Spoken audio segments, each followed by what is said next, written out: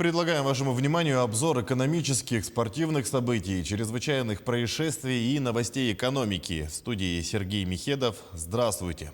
И начнем с актуального курса валют. По информации Центробанка России, доллар сегодня стоит 75 рублей и 9 копеек. Цена евро 90 рублей 47 копеек. Покупая доллар США по самой выгодной цене сегодня Россельхозбанк за 74 рубля и 42 копейки. Продает Азиатско-Тихоокеанский банк за 75 рублей и 20 копеек. Европейскую валюту покупает за 90 рублей и 10 копеек Восточный банк. Продает евро по самому выгодному курсу Азиатско-Тихоокеанский банк за 90 рублей и 90 копеек. Состоялся очередной запуск ракеты-носителя «Союз-2-1Б» со спутниками OneWeb на космодроме «Восточный». На борту 36 космических аппаратов британской спутниковой компании. Данный запуск должен довести количество спутников OneWeb на орбите до 182. Уважаемые товарищи, разрешите вас поздравить с началом работы. Боевой расчет Восточного демонстрирует стабильность, высокий профессионализм. В этом году у нас много работы, вы об этом знаете. Поэтому буду краток. Хочу вас поздравить с наступающими праздниками. Они будут длинными. Поэтому, надеюсь, немножечко передохнете. Но в целом сразу после этого снова работа. Спасибо вам большое. Поздравляю вас. Российские банки с конца апреля смогут подключать карты платежной системы МИР к сервису бесконтактной оплаты Apple Pay. Это будет правом, а не обязанностью банков. Однако, по оценке эксперта, банки будут охотно внедрять новый сервис. Для них это дополнительное конкурентное преимущество. До сих пор карты МИР можно было подключить только к смартфонам с Android через Samsung Pay и Mir Pay. Процедурно регистрация карт МИР в Apple Pay ничем не будет отличаться от карт Visa и MasterCard. На 50 тысяч рублей в Ленском районе оштрафовали 5 предпринимателей. Каждый из них завысил цены на социально значимые продовольственные товары. Прокуроры обнаружили повышение на хлеб, муку, кефир, детское питание, макаронные изделия, крупы, овощи и фрукты. А это нарушение постановления об утвержденных мерах торговых надбавок для Ленского района. Сейчас прокуратура контролирует, когда будут выполнены их предписания. Почти треть россиян, получивших ипотеку, отказываются от нее. Такие данные показало исследование OneLine Ипотека. С подробной информацией к нам подключается Нургуяна Иванова. Нургуяна, приветствую. В чем причина отказов? Сергей, я тебя приветствую. Самая распространенная причина – размер процентной ставки. По данным экспертов, более 50% рассчитывают получить ставку ниже 7,5% годовых, в то время как размер дохода не позволяет им рассчитывать на такую цифру. Около 20% участников исследования не устраивает срок кредита. Такие заемщики планируют расплатиться с кредитором максимум за 10 лет, в то время их коэффициент платеж-доход соответствует сроку кредитования от 20 лет. В эфире новости экономики на Якутия-24. В студии работает Нургуяна Иванова. Глубоководный порт-хаб на севере Якутии позволит создать морской макрокомплекс. Речь идет о строительстве инвестиционного проекта в акватории Северного морского пути в море Лаптевых в Булунском районе. Одним из вариантов его реализации является государственно-частное партнерство. Проект предусматривает расширение границ порта Тикси и строительство нового глубоководного морского терминала в районе села Найба. Хараулахская бухта имеет достаточные глубины, и порт сможет принимать корабли с осадкой до 10 метров. По данным властей региона, прогнозируемый грузооборот проектируемого порта к 2032 году составит 18 миллионов тонн в год по базовому сценарию и 23 миллиона тонн в год по интенсивному сценарию. Отметим, что ежегодно с использованием Северного морского пути перевозится более 300 тысяч тонн жизнеобеспечивающих грузов, в том числе более 100 тысяч тонн завозится в Якутию из Архангельска, Мурманска и других арктических портов. Строительные работы на участке Тамторского месторождения в Якутии могут начать в 2024-2025 годах. На данный момент все геологоразведочные работы на участке завершены. Проект предусматривает освоение участка Буранный, а также строительство гидрометаллургического комбината в Забайкальском крае для переработки руды Тамтора. Отметим, что разработка уникальной технологии переработки руды, которая будет использоваться на комбинате, продолжалась более 5 лет. В целом реализация проекта обеспечит создание 2500 новых рабочих мест. Число занятых в сфере малого и среднего предпринимательства в Якутии впервые превысило 100 тысяч человек. Вклад в увеличение показателя вносит самозанятость. С 1 июля в регионе зарегистрировано свыше 7800 самозанятых. Как отметили в региональном Минпреде, ограничительные меры, связанные с пандемией коронавируса, нанесли ощутимый удар по сегменту малого и среднего предпринимательства. Тем не менее, благодаря своевременно принятым мерам поддержки бизнеса и отраслей экономики в Якутии сохранено более 1500 рабочих мест. Программа господдержки традиционной хозяйственной деятельности коренных малочисленных народов в Арктике позволит наладить экспорт оленины в зарубежные страны.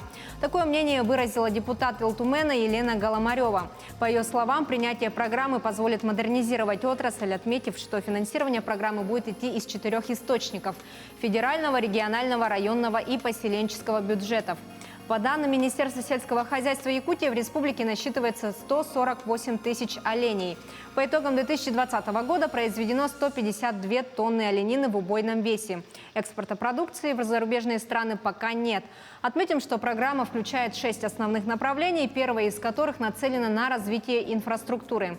Речь идет в частности о разработке мер поддержки обеспечения малочисленных народов мобильной связью и интернетом, оказании помощи в развитии их художественных промыслов, а также субсидирование приобретения оборудования для переработки мясной и рыбной продукции. Порядка 18 миллиардов рублей направили на обновление техники в эльгинском месторождении в Якутии. Партнерами стали белорусский БелАЗ и немецкая компания Liebherr. Поставки техники начнутся в июне. БелАЗ поставит на эльгинское месторождение 93 самосвала грузоподъемностью от 90 до 220 тонн на сумму 15 миллиардов рублей. Также по договору с Liebherr в Нерюнгринский район прибудет 15 экскаваторов и 12 бульдозеров и 3 грейдера для обслуживания технологических дорог внутри разреза. Новая техника начнет работать сразу после монтажа и пусконаладочных работ. Согласно программе развития, объем добычи на эльгинском месторождении увеличится до 45 миллионов тонн к 2023 году. При этом до конца текущего года провозная способность собственной железнодорожной линии Эльга-Улак увеличится до 2 миллионов тонн в месяц, что эквивалентно 24 миллионам тонн в год. К этому часу пока все новости. Будьте в курсе экономических событий на Якутия-24. Сергей, у меня на этом все. Тебе слово. Нургуяна, спасибо. Обзор новостей экономики подготовила Нургуяна Иванова. Мы идем далее. В Южной Якутии прошло 3-дневное голосование. Нерюнгринцы выбирали, кто будет руководить районом в ближайшие 4 года. Всего в выборах приняло участие 23% от числа избирателей. Центральная избирательная комиссия подвела итоги выборов главы, с которыми нас подробнее ознакомит наш корреспондент Екатерина Павлова, которая сейчас с нами на прямой связи. Катя, приветствую, передаю тебе слово. Да, Сергей, добрый день. А мы напомним, за пост главы Нерюнгринского района боролись 4 кандидата. Итоги таковы. За Валерия Ригу, заместителя директора по общим вопросам акционерного общества «Лифт-ремонт», члена партии «Гражданская платформа» отдали свои голоса почти 9% нерюнгринцев. Андрей Ликчилок, юрисконсульт муниципального унитарного предприятия «Переработчик», член партии «Справедливая Россия», поддержали 10,5% жителей района. Депутат Илтумена, член партии ЛДПР Андрей Дорогань, 32% голосов. Романа Щегельника, директора департамента по работе с персоналом компании «Якутуголь», члена партии «Единая Россия», выбрали свыше 42% нерюнгринцев. Таким образом, избранным главой Нерюнгринского района стал Роман Щегельняк. Сейчас Роман Михайлович находится рядом с нами. Добрый день. Вы одержали победу на выборах главы муниципального района, второго по величине в Якутии. Скажите, пожалуйста, какие у вас ощущения на сегодняшний день? Да, добрый день, уважаемые телезрители. На самом деле ощущение, вы знаете, ощущение большой ответственности перед людьми, которые оказали мне такое доверие. Это очень большое количество людей. И вообще, на самом деле, не только перед ними, ощущение перед всеми жителями нашего района, потому что очень много проблем, очень много задач впереди. Поэтому я абсолютно понимаю, с чем придется столкнуться, но буду по-настоящему настойчив в достижении наших целей, чтобы по-настоящему сделать наш район точкой роста на карте Российской Федерации, как я уже неоднократно говорил об этом. А скажите, пожалуйста, какими основными приоритетами вы будете руководствоваться в своей деятельности? Значит, основными приоритетами действительно для меня являются все проблемы и чаяния людей, потому что я считаю, что основная работа, значит, главы – это для решения именно проблем, связанных которые касаются людей. Очень серьезная задача, вижу, в будущем – это все-таки очень качественная и рабочее взаимоотношение органов муниципальной власти с властями республики и властями Российской Федерации. И выстраивание правильных, значит, деловых отношений с крупным бизнесом, который хорошо представлен на территории нашего района. Спасибо большое, Роман Михайлович. Мы вас поздравляем, желаем Спасибо. удачи. Сергей? Катя, спасибо. Екатерина Павлова пообщалась с новым главой Нерюнгринского района. А мы идем далее и переходим к мировым новостям.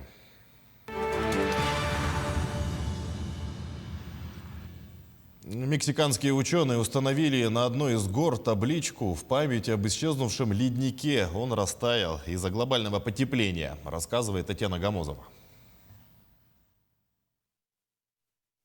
Ученые из Национального автономного университета Мексики официально объявили ледник Айолоко исчезнувшим. В среду 21 апреля они поднялись на гору Изтаксиуатль и установили на каменистой насыпи, там, где раньше был лед, табличку с посланием потомкам. Надпись на ней гласит: «Здесь был ледник Айолоко, который уменьшался вплоть до полного исчезновения в 2018 году. В ближайшие десятилетия мексиканские ледники растают навсегда». Эта табличка – свидетельство того, что мы знали о происходящем и знали, что нужно предпринять. Только вы будете знать, сделали мы это или нет. Основной причиной таяния ледников в Мексике исследователи называют глобальное потепление. Как говорят участники экспедиции, речь идет уже не о климатических изменениях, а о климатической катастрофе. Спящий вулкан Изтаксиуатль – третья по высоте вершины Мексики. Ее название переводится как «белая женщина». Ацтеки называли так гору, в том числе из-за покрытой снегом вершины.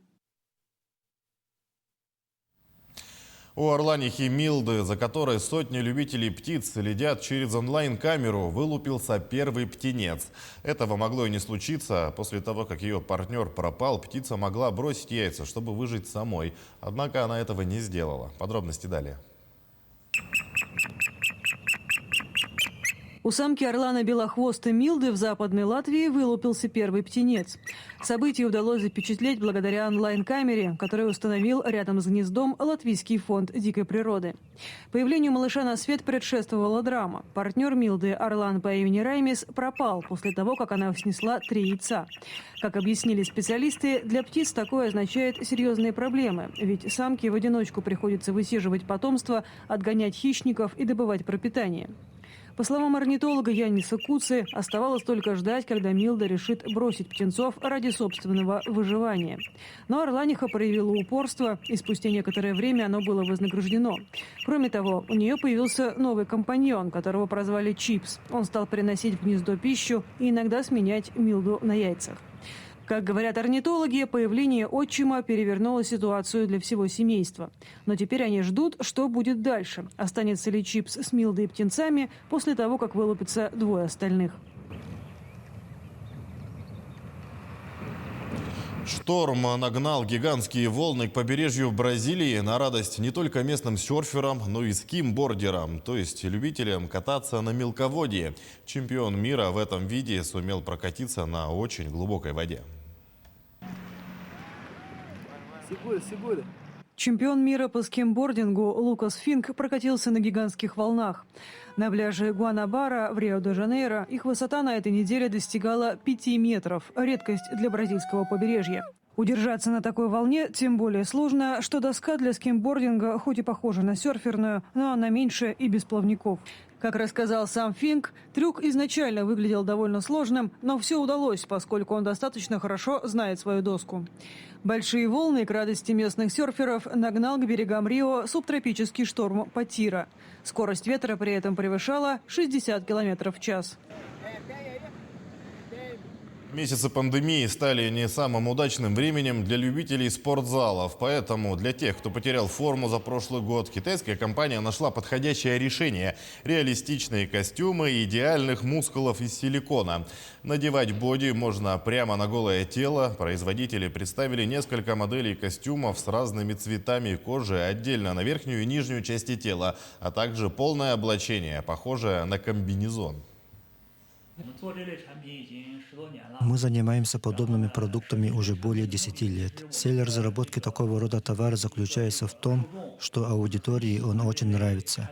И причина его изобретения также состоит в том, что наша аудитория продолжает интересоваться им. Наш дизайн для этих продуктов по большей части основан на потребностях клиентов. Это такой оригинальный товар, разработанный для удовлетворения потребностей наших основных покупателей, включая тех, кому эта одежда нужна для съемок фильмов или косплея.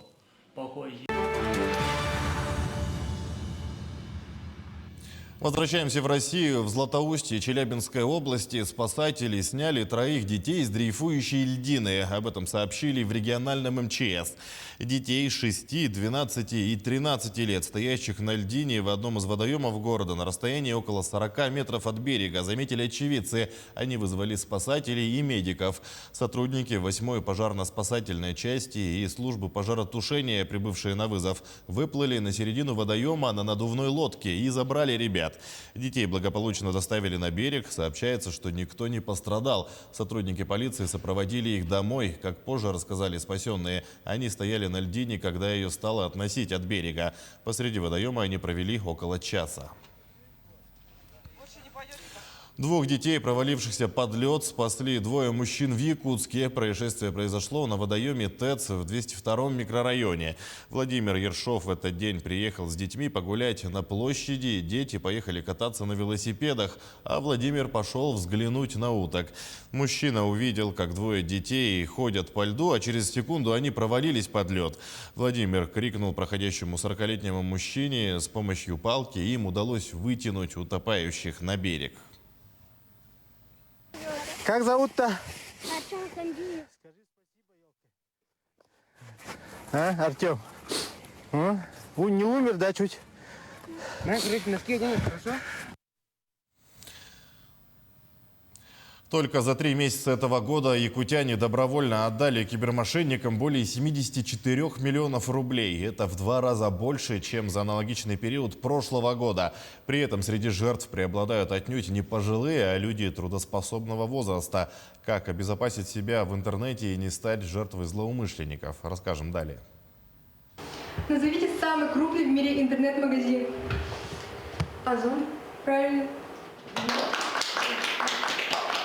Участники квест-игры отвечают на вопросы уверенно и по большей части правильно. Ведь современные подростки почти все активные пользователи интернета. Ну и они могут стать жертвой кибермошенников. Когда мы проводили занятия, школьники отметили, что они также становились жертвами мошенников. Одна девочка поделилась, что она сделала покупку через ВКонтакте, а на следующий день эта страница просто исчезла. И вот она отметила, что если бы она знала обо всех этих сайтах, через которые можно проверить подлинность других вот таких сайтов, то она, наверное, бы не попала на удочку вот этих мошенников. Именно для таких школьников создан просветительский проект «Киберволонтеры». При поддержке гранта Росмолодежи уже несколько месяцев активно работает при столичном дворце детства. Мне понравилась подача именно самого проекта, как тут выступали. Волонтеры моего возраста очень доступно объяснили, как защититься от вирусов, от реклам и от мошенников. Уже 24 киберволонтера обучились в рамках проекта и сейчас помогают своим сверстникам постигать азы кибербезопасности. Занимаясь этим делом я в течение уже года, скажем так. И мне это очень нравится, потому что я приношу людям информацию, и нужную информацию. Многие люди не знают об опасности интернета, о всех его темных сторонах. И поэтому их нужно просвещать, как и младших, так и старших. Помимо просветительской работы, киберволонтеры следят в сети за фейками, а также мошенническими действиями на различных сайтах. Мы рассказываем о том, как правильно создавать пароли надежные, о том, как не проходить по таким сайтам. Мы показываем, какие сайты являются безопасными, а какие являются ложными. В планах проекта расширить и количество волонтеров, и тех, кого нужно обезопасить. Если нужно, волонтеры готовы работать и в онлайн-формате. И сейчас наши волонтеры, они хотят провести такую же работу среди младших классов. И для наших бабушек и дедушек, так как они сейчас являются вот той самой категорией людей, которые часто попадаются на уловки мошенников. Количество киберпреступлений, к сожалению, растет. А значит, такие ребята и их помощь будут востребованы. По материалам проверки прокуратуры Сунтарского района возбуждено уголовное дело о неуплате без уважительных причин алиментов на сумму около 1,5 миллиона рублей. Детали знает мой коллега Юрий Осипов. Юра, приветствую. Ждем от тебя подробностей. Здравствуй, Сергей. Установлено, что местный житель на основании решения суда обязан оплачивать алименты на содержание 2 малолетних детей. Однако мужчина, ранее уже привлеченный к административной ответственности за неуплату алиментов, продолжил уклоняться от исполнения возложенных на него судом обязанностей по содержанию детей. Здравствуйте, в эфире обзор чрезвычайных происшествий, в студии Юрий Осипов. В Якутии в ДТП погибли 4 человека. 3 пассажира микроавтобуса получили травмы различной степени тяжести. По сообщению МВД, на 625-м километре федеральной автодороги Колыма в Тампонском районе произошло столкновение микроавтобуса и большегруза. По предварительным данным установлено, что мужчина 1963 года рождения ехал из поселка Устнера в Якутск. Не убедившись в безопасности маневра, водитель выехал на полосу встречного движения, где совершил лобовое столкновение с машиной Scania с полуприцепом. В результате ДТП водитель и 3 пассажира микроавтобуса погибли на месте происшествия. Еще 3 получили травмы различной степени тяжести. Водитель большегруза не пострадал. По этому факту возбуждено уголовное дело об оказании услуг, не отвечающих требованиям безопасности. В настоящее время на месте происшествия работают следователи. Уже установлено, что стаж вождения у погибшего водителя микроавтобуса составляет 40 лет. В ходе расследования будут проведены необходимые экспертные исследования. Расследование продолжается. Судебный пристав обвиняется в халатности. В его отношении возбуждено уголовное дело. По информации Следственного комитета, в марте 2018 года на принудительное исполнение в Якутский городской отдел управления Федеральной службы судебных приставов поступил исполнительный лист о взыскании с общества с ограниченной ответственностью задолженности в размере более 2 миллионов рублей и возбуждено исполнительное производство. В марте 2020 года судебным приставом-исполнителем вынесено постановление об окончании производства якобы за отсутствием имущества, на которое может быть обращено взыскание. Между тем, согласно бухгалтерскому балансу, а также вступившим в законную силу решением арбитражного суда о взыскании с некоммерческой организации денежных средств в пользу приятия должника, у организации имелись финансовые и другие оборотные активы, в том числе дебиторская задолженность. Вследствие окончания исполнительного производства были существенно нарушены права и законные интересы взыскателя по данному производству, поскольку организация-должник, вопреки требованиям закона, получила возможность распоряжаться денежными средствами, на которые могло быть обращено взыскание, и за счет которых впоследствии мог быть погашен долг перед взыскателем. В настоящее время в рамках расследования проводятся следственные действия, направленные на сбор и закрепление доказательственной базы. Расследование продолжается. В Сунтарском районе возбуждено уголовное дело о сбыте заведомо незаконно заготовленной древесины. Об этом сообщает прокуратура региона. Местный житель без разрешительных документов вырубил на территории Сунтарского участкового лесничества более 70 сырорастущих лиственниц. Сумма ущерба, причиненная лесному фонду, составила около 150 тысяч рублей. Впоследствии вырубленные деревья мужчина продал своему знакомому. В настоящее время по уголовному делу проводятся следственные мероприятия. Отмечается, что ход его расследования находится на контроле прокуратуры района.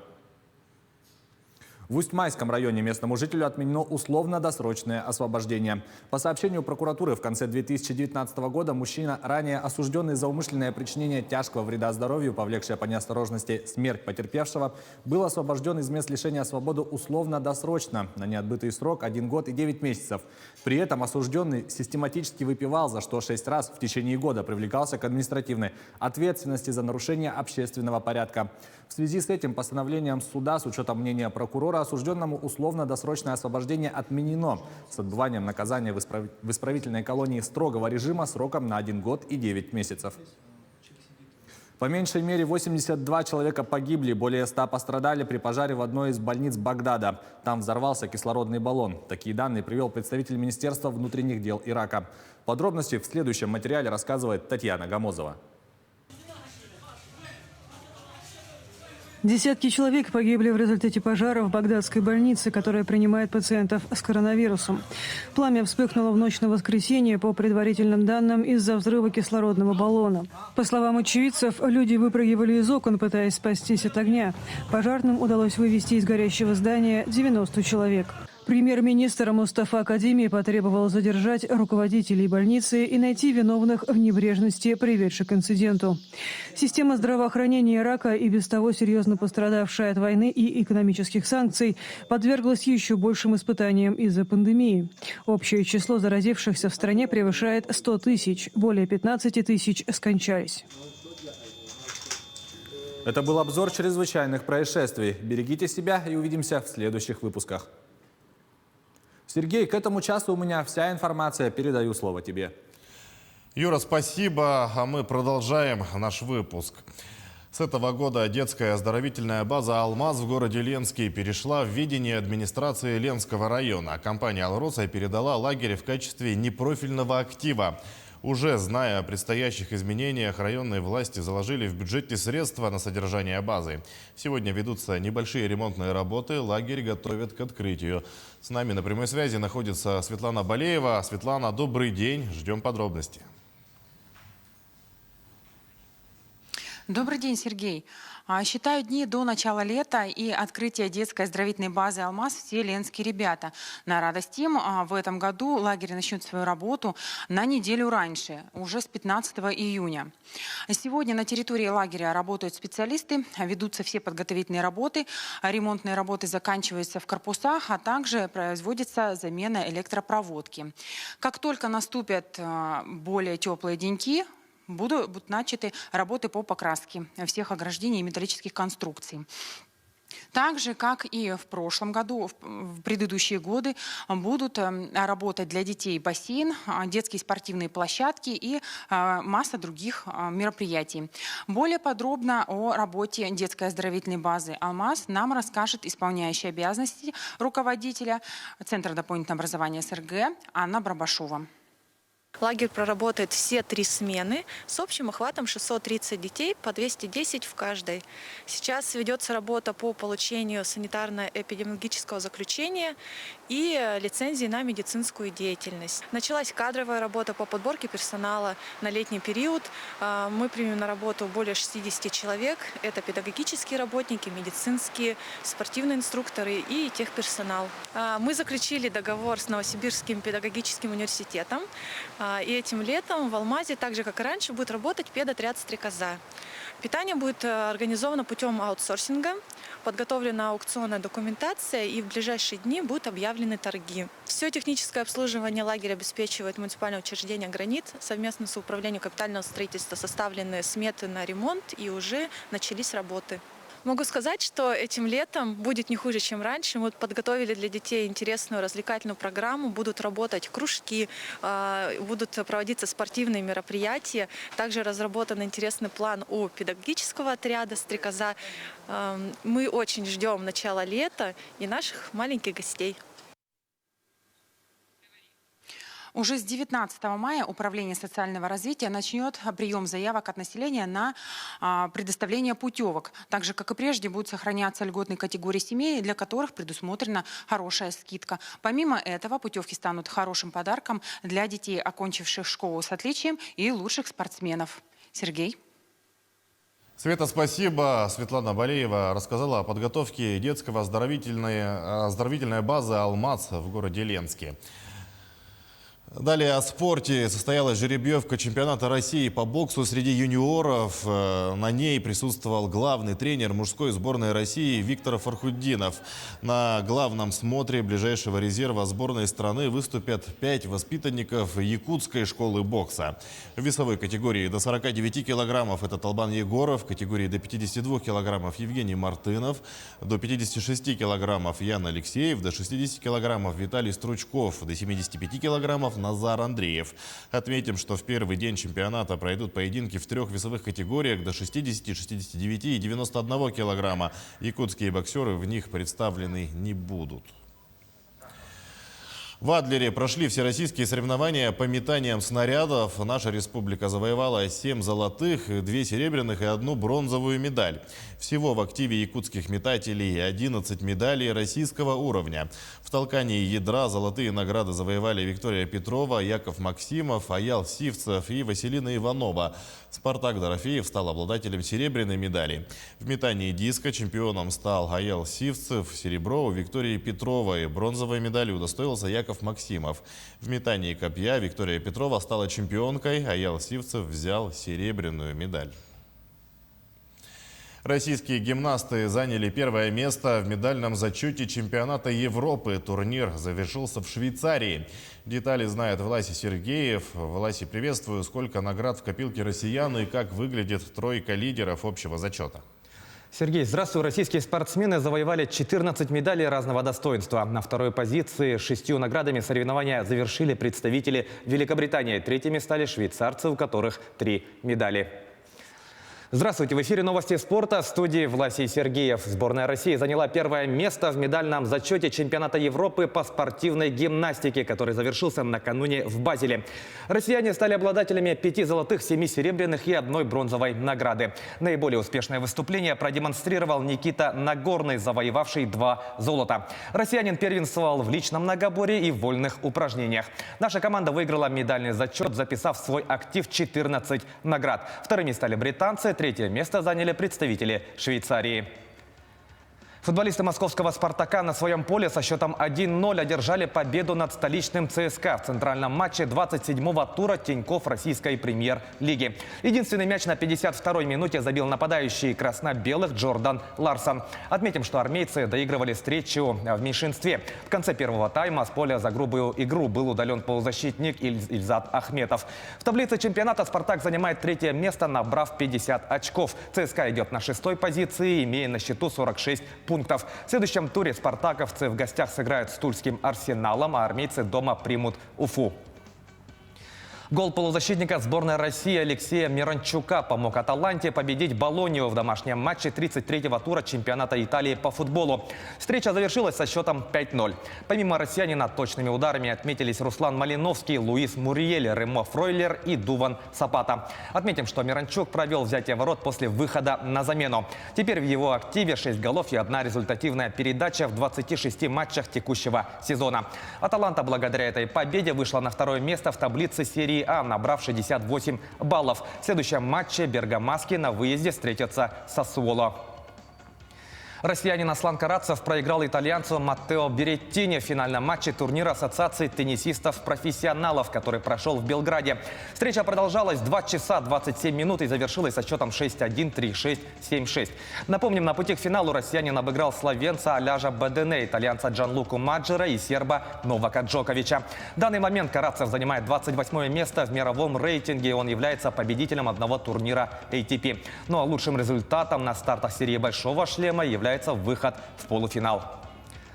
Перейдем к событиям якутского спорта. Василий Егоров стал бронзовым призером международного турнира по боксу «Кубок губернатора Санкт-Петербурга».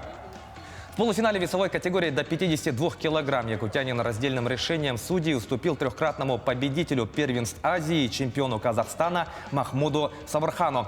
Отметим, что этот поединок стал для Василия первым после победы на чемпионате России, который прошел в декабре прошлого года. Сборная Якутии по волейболу заняла 3-е место на соревнованиях 2-го этапа спартакиады молодежи России. Турнир прошел в Якутске на площадке Дворца спорта «50 лет Победы». Заключительный соревновательный день якутяне в 3 партиях проиграли команде Хабаровского края, которая в итоге стала победительницей соревнований. Вторыми стали представители Приморского края. В общей сложности якутские волейболисты провели 5 игр, одержав 3 победы и проиграв в 2 матчах. Таким образом, сборная Хабаровского края завоевала путевку в финал молодежной спартакиады, который пройдет летом в Казани. Таковы главные спортивные новости к этому часу. Занимайтесь спортом и будьте здоровы. Сергей, у меня на этом все. Передаю слово тебе. Новости спорта нам поведал Власий Сергеев, а мы продолжаем. Если вы планируете сегодня посетить нотариальную контору, то можете поздравить нотариуса с профессиональным праздником. Какие еще события связаны с сегодняшней датой, смотрите далее.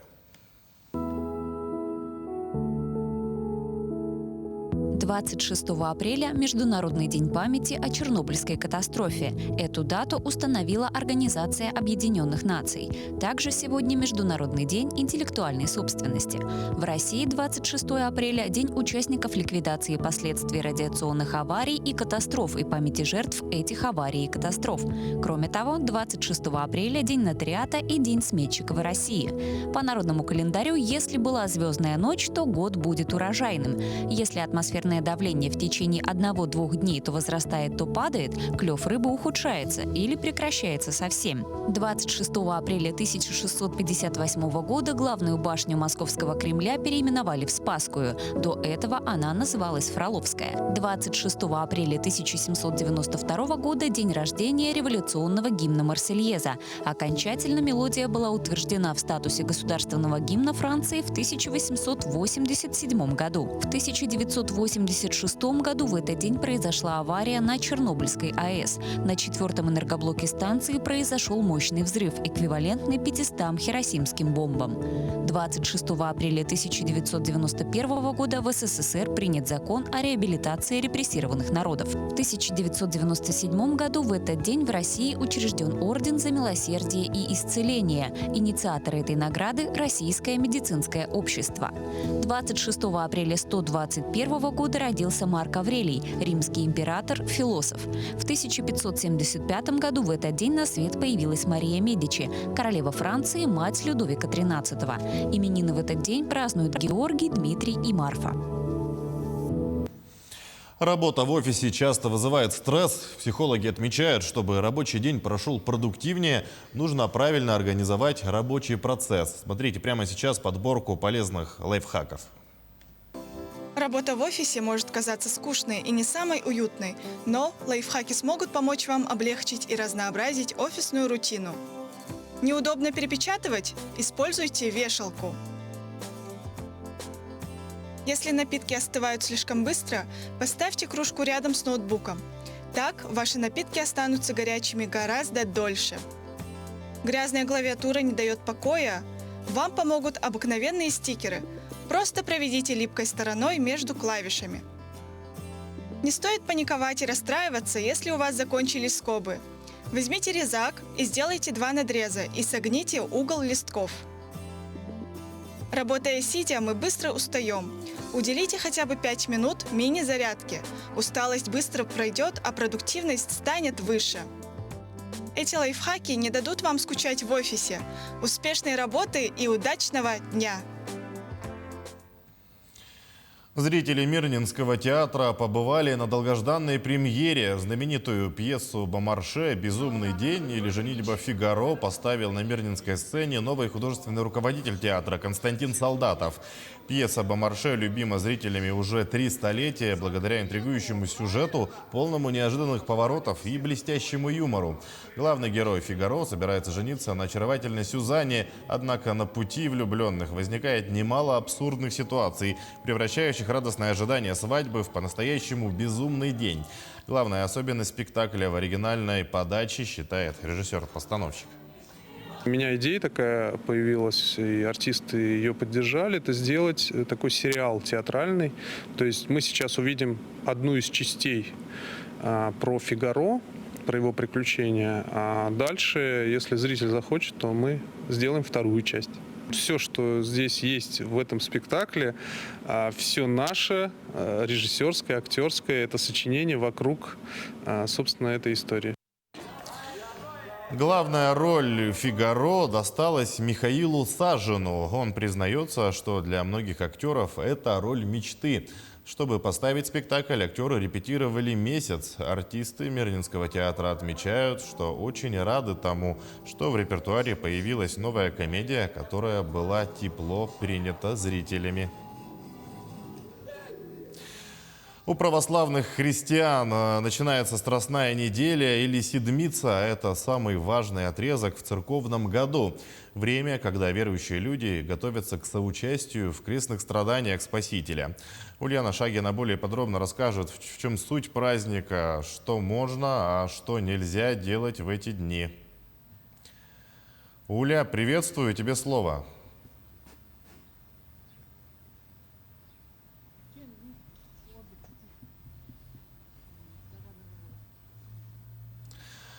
Да, к сожалению, у нас проблемы со связью. Ну и в завершении коротко о погоде в крупных городах Якутии. В Алдане сегодня облачно, плюс 5 градусов, вечером возможен дождь, плюс 1, ночью пойдет снег и минус 1, юго-западный ветер до 9 метров в секунду. В Нерюнгри сегодня тоже дождь, днем также плюс 5 градусов, ветер восточный до 5 метров в секунду, вечером и ночью осадки продолжатся, столбики термометров опустятся до 0 градусов. В Ленске днем временами дождь со снегом, плюс 4. К вечеру похолодает до минус 2 градусов, ночью еще холоднее, минус 5. Сильный юго-западный ветер с порывами до 13 метров в секунду.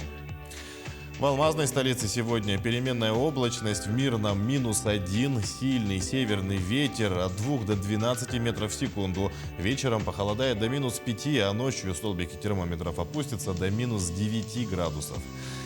И в столице республики сегодня пасмурно. В Якутске днем плюс 4 градуса, временами дождь, ночью похолодает до минус 1. Ветер северо-западный от 3 до 7 метров в секунду, давление 740 миллиметров ртутного столба, влажность воздуха 57%. Ну а мы возвращаемся к нашему включению. С нами на прямой связи находится Ульяна Шагина, и она готова рассказать о Страстной неделе. Ульяна, я передаю тебе слово. Добрый день. Во время Страстной недели или Великой Седмицы, как ее еще называют, христианам принято вспоминать о страданиях Иисуса Христа. В Евангелиях им уделено особое внимание. И всю неделю, пока идет Великая Седмица, для христиан в церквях будут проходить ежедневные богослужения.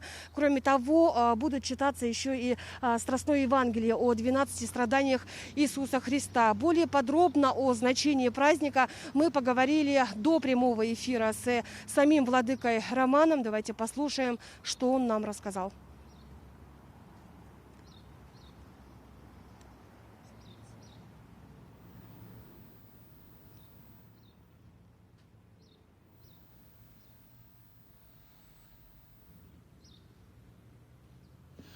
Ульяна, спасибо за информацию. Более подробно о Страстной неделе мы расскажем в следующих выпусках.